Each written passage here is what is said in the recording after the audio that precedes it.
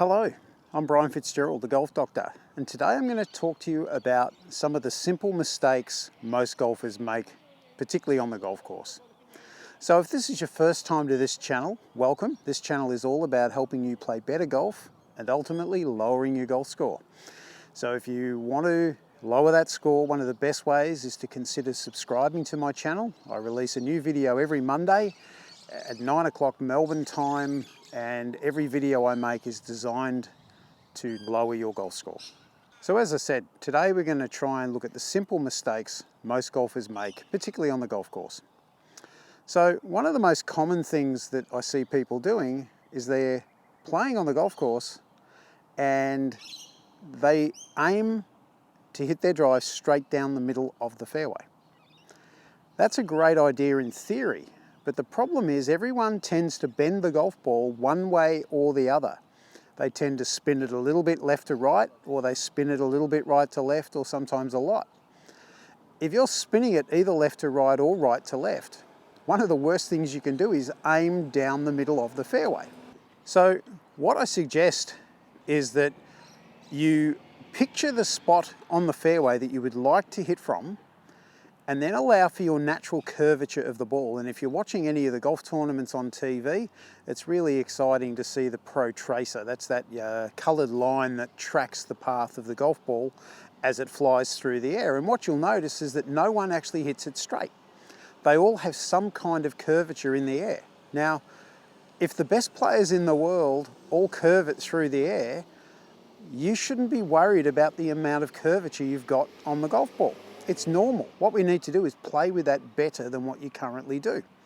During the week I had a lesson with a client who's potentially a single-figure golfer, and he hits it with left to right spin and he just doesn't like it.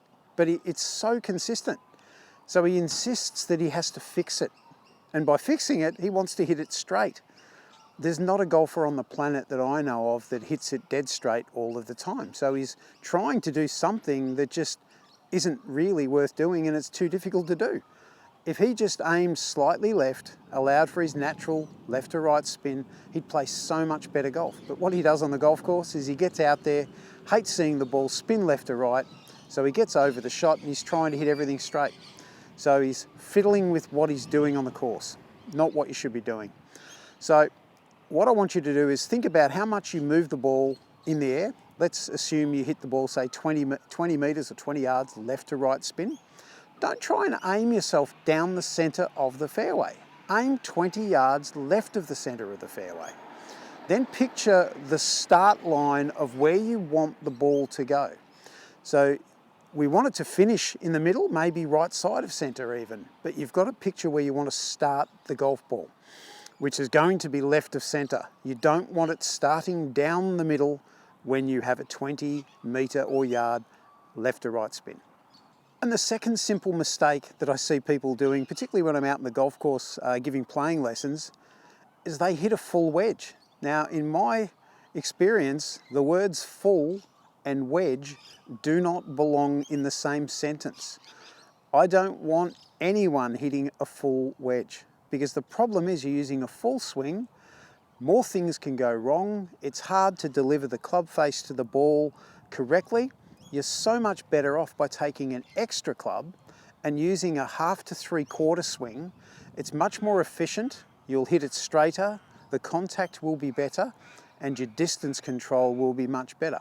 So even on the watching a PGA Tour event, whether it's doesn't matter which tour it's on, golf pros don't often hit full wedges. They're always 1/2 to 3/4 wedges. And you'll notice that whenever they hit a wedge into a green, they've usually got a putt of less than 2 flagsticks.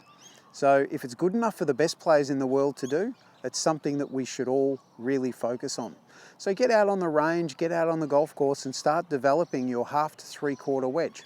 I like to think of it as being 9 o'clock through to 3 o'clock. So it's where my right hand gets to. I've got a video that I'll link to you on how to control your distance, and I'll put that at the top of the page there.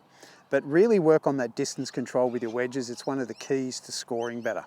And of course, a big one is a lot of people think they can only have a good game of golf when everything's working. So in other words, when they have their A game. If you're watching a golf tournament, you'll notice there's plenty of people playing golf in golf tournaments with less than their A game that are still competing and go close to winning. Think back to last year's PGA. Tiger Woods nearly won that event. And if you just think about the last round alone and you see a highlights package of his tee shots, he hit it everywhere. He was in such trouble, yet he still found a way to get the ball and get the ball where he wanted to go and get the job done. So he wasn't hitting his driver great, but eventually he worked it out and he was hitting irons off the tee in patches.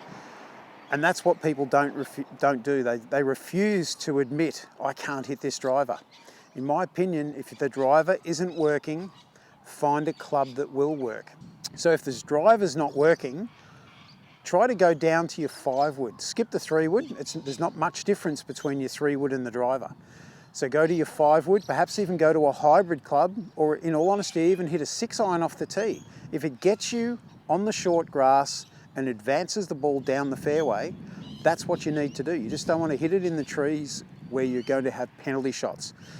Penalty shots are wasted shots. You just don't want to waste any shots at all out there. So just get the job done. When you finish the round, fix it. I'm not saying hit a 6-iron off the tee every single time forever. Just get through that round of golf. So I like to think of it as having a toolkit, and we'd love to have all of the tools available to us every day. But on the range before your round and you're warming up, it might become apparent that all you've got today is a bit of gaffer tape, a screwdriver, and maybe a hammer. So you just got to do the best with what you have on the day. It won't be the absolute best, but it will enable you to compete. If you're out there trying to fiddle with your golf swing, it's a sure way of really wrecking that round of golf. So don't be frightened to try different things and get out in the course and actually practice. Play a whole round of maybe even 9 holes and just leave the woods at home so you're not tempted to use them. See what happens when you only have a set of irons and watch how easy it is to play golf. And the other thing I see people doing too much is trying to fire at the flagstick. So even though the flagstick is the end result and you want to get the ball down in that hole where the flagstick's sitting in the lowest number of shots, sometimes it's not good to go for that flag, because you might hit a really good shot, it might get a bad bounce, and you finish in the bunker just to the right of the flag, and you may have a weakness for bunker shots. It might take you 2 to get out, maybe 3 to get out. You might hit it over the green in another bunker. So all of a sudden, what you thought was an easy par has turned into a 7 or an 8. So I would be thinking about where you want to miss the green. And sometimes it's not even worth trying to hit it on the green. So if you know you have a bunker issue, don't go in the bunker. Miss the green short left. It's a pretty simple chip to go from short left to the flagstick toward the back of the green than it is to be on the right-hand side where the bunker is with no green to work with. That's a tough shot for anyone at any skill level. So try and plot your way around. I like to think of golf as really it's a game of chess. We're trying to put our ball in a place where it makes the next shot the easiest. And people think that having a good score is hard. And in some ways it is, but if you think through it logically, it's not. And I would also try and stick to a game plan. Set yourself a goal for the game where you're going to say, and let's say you want to try and shoot under 90, you're going to try and get on all the par 3s for 2, try and get on all the par 4s for 3, try and get on all the par 5s for 4, 2-putt every hole, and you've just shot 90.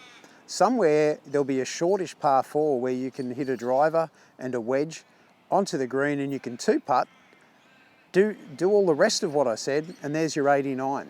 So just try and stick to the game plan. Most people don't have a game plan. They tee off, hit it, go find it, hit it again, and they react to what's happened. So set yourself a goal, say this is a par 4 hole, I want to be on the putting surface for 3, and I think you'll find you'll be able to navigate your way around the golf course a lot better. So I hope this has helped you. Look at those points, and I'm sure it's going to help you lower your score. Thank you for letting me help you with your golf. I'm Brian Fitzgerald, the Golf Doctor, and I look forward to seeing you in my next video.